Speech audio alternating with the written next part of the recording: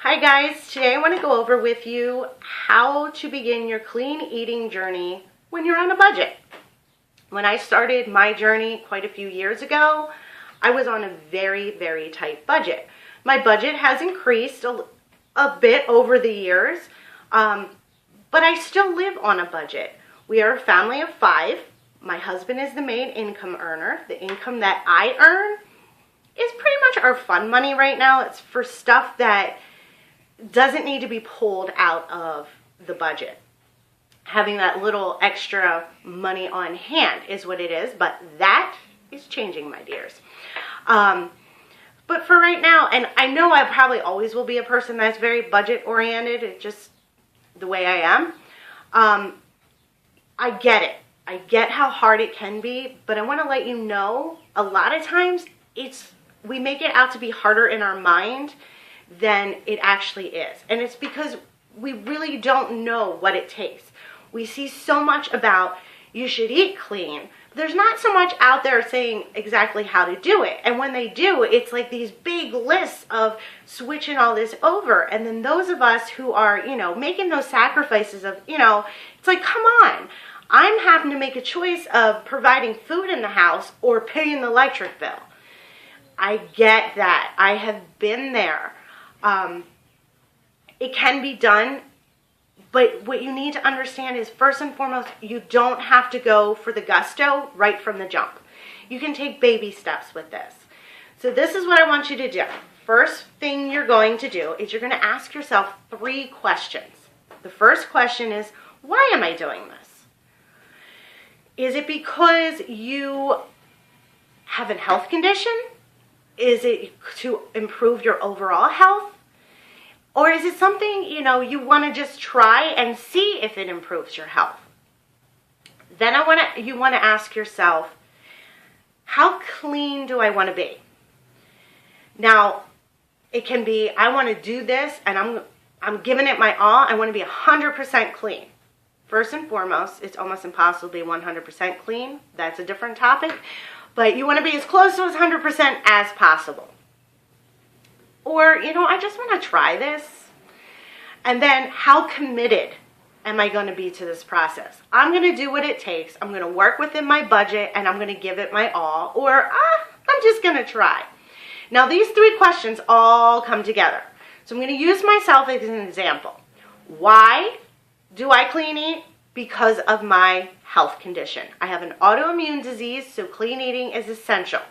Now, that can take to the next. Because of my autoimmune disease and clean eating is a necessity for me, I am going to be as clean as possible, as close to 100% as I can get, and I'm going to be fully committed to this. I'm going to do what it takes. So that might mean there's times where I have to make sacrifices within my budget, because the clean eating is going to come first. Now for you, say I want to try this to see if it makes a difference in my life. I'm not going to be 100% committed to it. I'm just going to kind of dabble in it.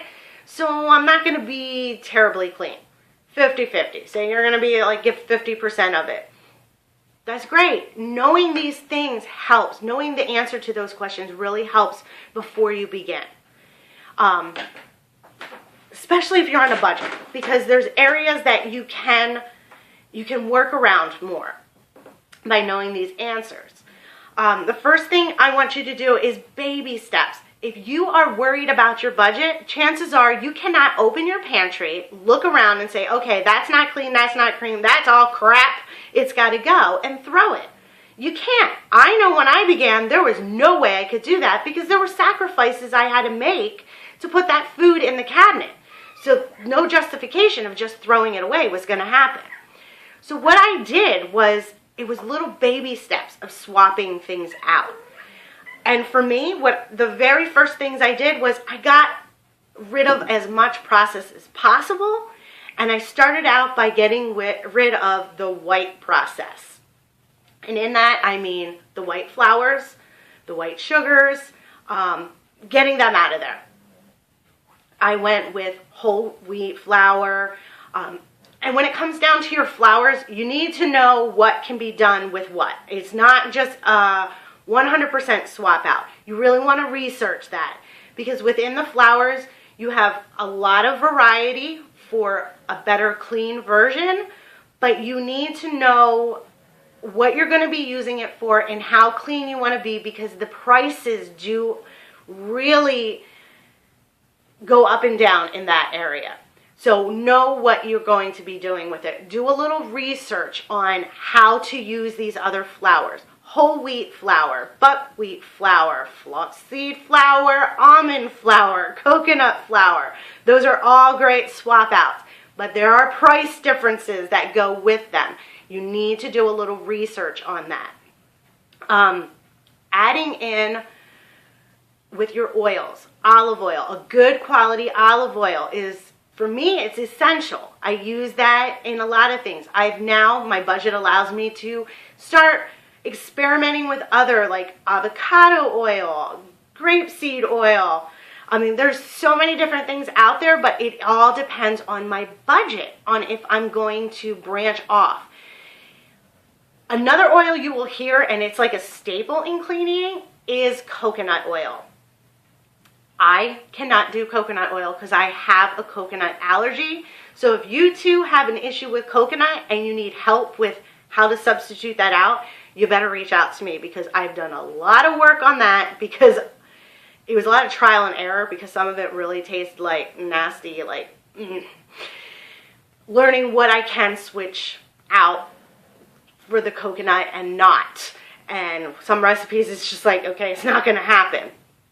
The next thing is your produce. We all know fruits and vegetables are an essential part of clean eating.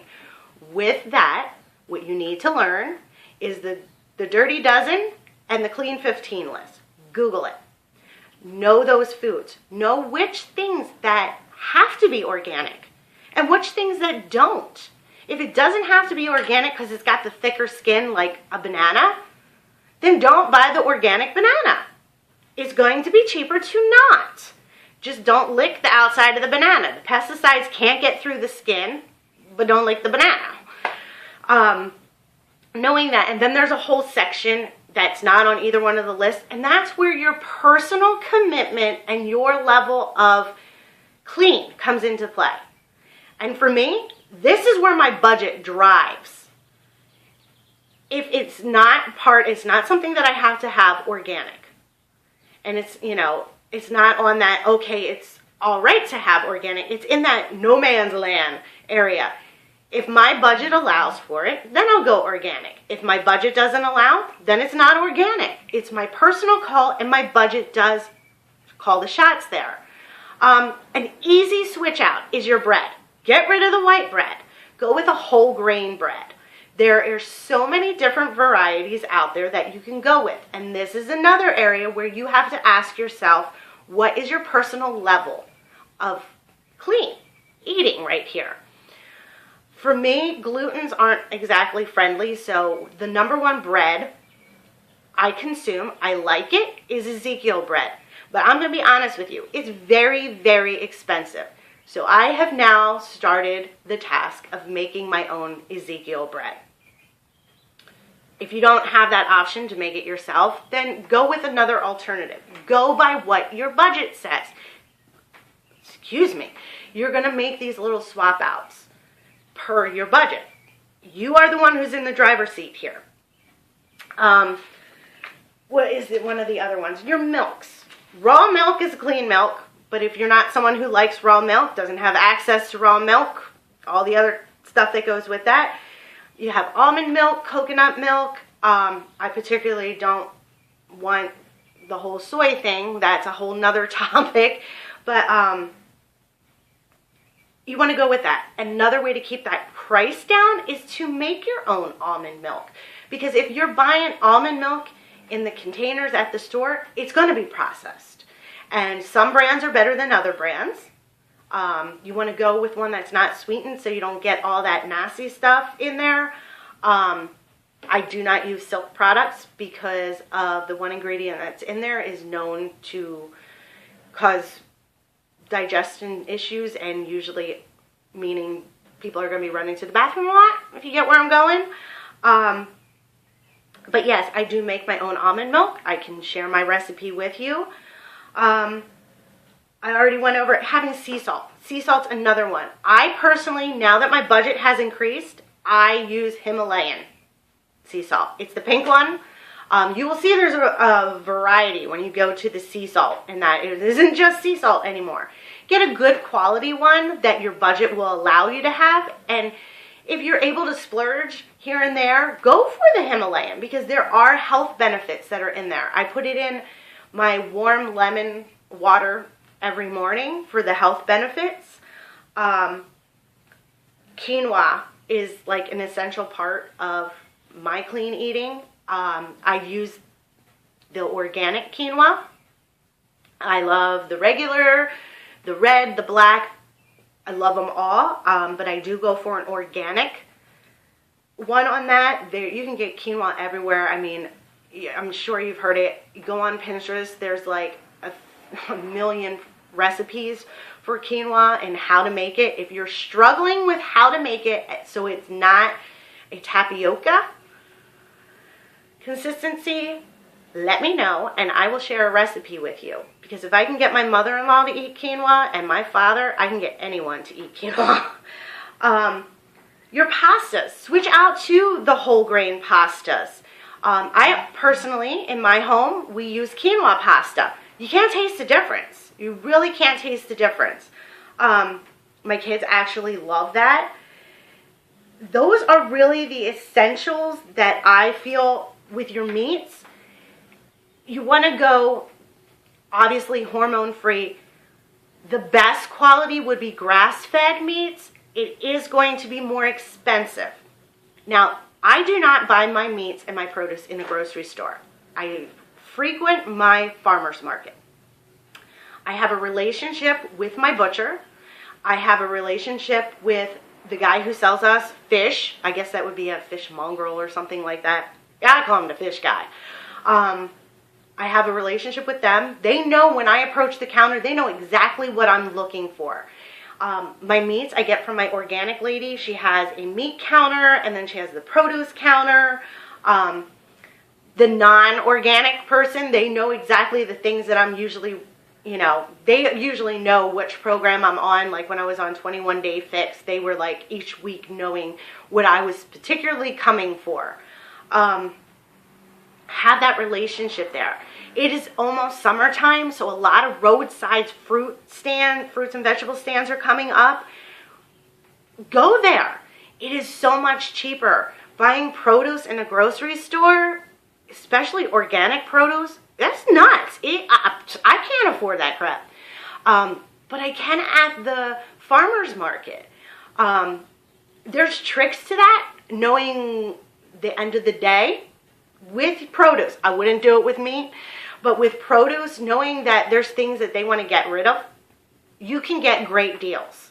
Really good deals, because they don't want to have to load it back up and it's a loss of profit. That's something, reach out to me. I can give you some tips on that. I really want to start doing a little thrifty advice for people, because I do live on a budget, and that's how I was able to get this house, was sticking to a budget and putting money away on a very, very tight budget. It can be done. But yeah, just be honest with yourself.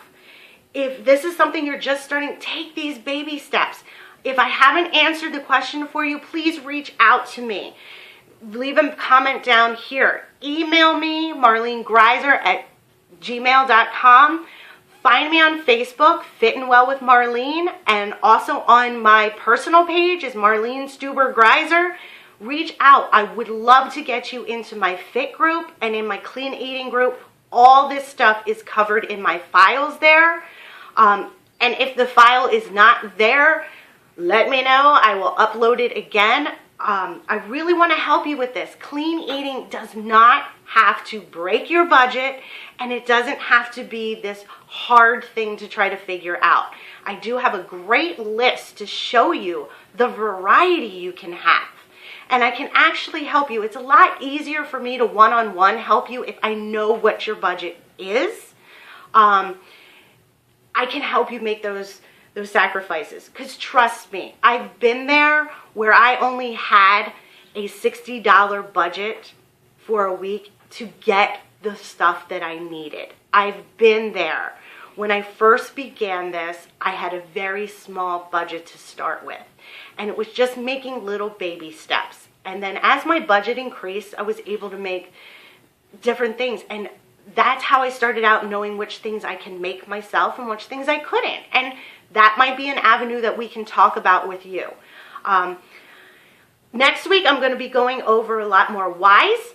Why I started the business, why I do Shakeology, why I clean eat, my personal stories on everything. That's what next week is going to be about. But I do want to continue having the advice of how to remain on a budget and live fit and well. So I'm really thinking about that being a daily, like a weekly thing, and keeping it on one day of the week, and having that every single day of that week, the same day of every week. You know what I'm trying to say. Sorry that this one was a little bit longer. I'm going to try to condense, but you know, my ADHD does get the best of me. Shiny object. I look forward to hearing from you guys, and please, if you have any questions, reach out. I'll talk to you later.